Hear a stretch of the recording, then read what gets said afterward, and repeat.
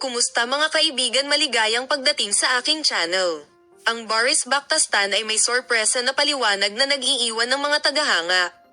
Ang tanyag na manlalaro ay gumawa ng isang taos-pusong pagtatapat, na nagsasabing handa siyang magsimula muli. Kaya ano ang ibig sabihin nito?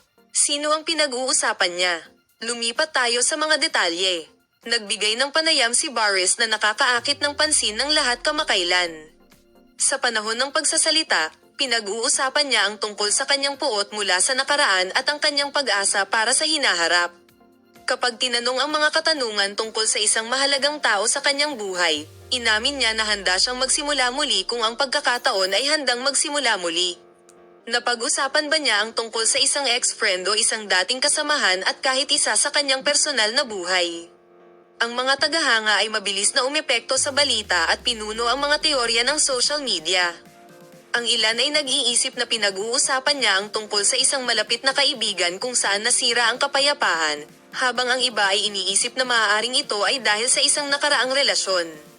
Maraming mga tao ang nagsabi na ang pagtatapos ng tunog ay emosyonal, na nagpakita na ang taong ito ay mayroon pa ring isang espesyal na lugar sa kanyang puso. Kapansin-pansin, ang ilang mga tagahanga ay nakatali pa sa isang proyekto na pumasa sa kanyang mga salita.